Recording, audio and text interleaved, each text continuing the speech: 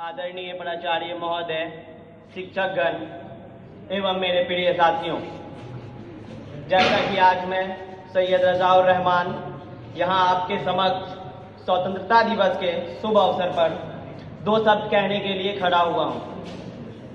सर्वप्रथम आप सभी को 72वीं स्वतंत्रता दिवस की हार्दिक शुभकामनाएं।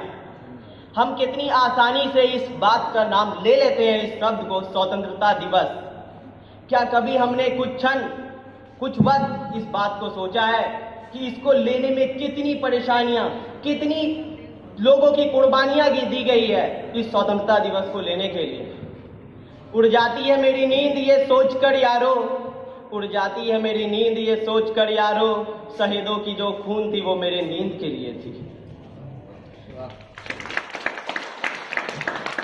ये जो आज़ादी मिली है, ये जो स्वतंत्रता मिली है, ये कुछ क्षण की लड़ाई नहीं थी, ये पूरी एक सदी की लड़ाई थी जो भारत के सब लोगों ने एक साथ मिलकर लड़ी थी। लड़ाई की पहल तो बहुत शुरू से लड़ी गई थी, लेकिन पहली बार मंगल पांडे ने 1857 में पहली बार अंग्रेजों के विरुद्ध आवाज उठाई थी, लेकिन उस आवाज को अंग्रेजों ने दबा दिया था। एकता की कमी थी उस वक्त, संचार के माध्यम की कमी थी उस वक्त, इसलिए उनकी आवाज को दबा तो दिया गया था, लेकिन हिंदुस्तानियों के दिल में जो आजादी की जुनून थी, वो संघर्ष की जो जुनून आ चुकी थी, उसको दबाया नहीं जा सका और वो लगातार चलता रहा। छोटे छोटे तौर पर चलता रहा।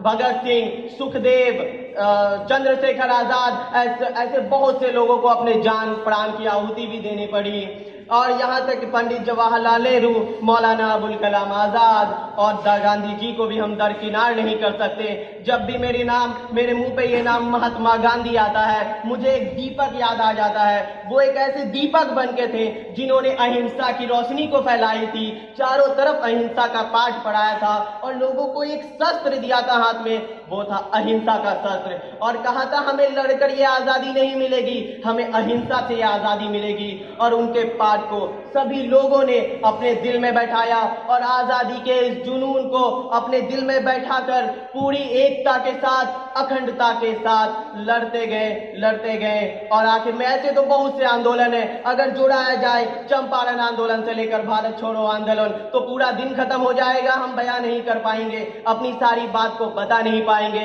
लेकिन वक्त की कमी है, इसलिए बस इतना से बता दूं कि 14 अगस्त की वो रात जब वो सारी दुनिया गहरी नींद में सो रही थी, हम भारत के लोग अंग्रेजों के शासन से आजाद होने के लिए एक लोकतांत्रिक देश बनकर उभर कर सामने आया।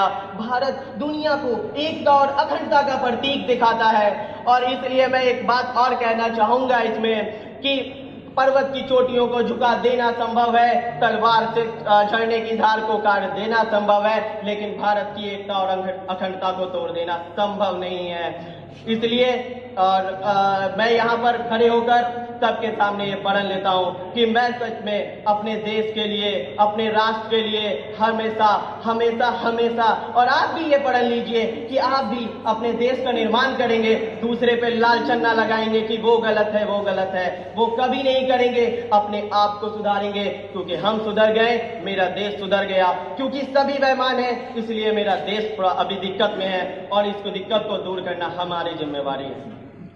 जय हिंद, जय भारत।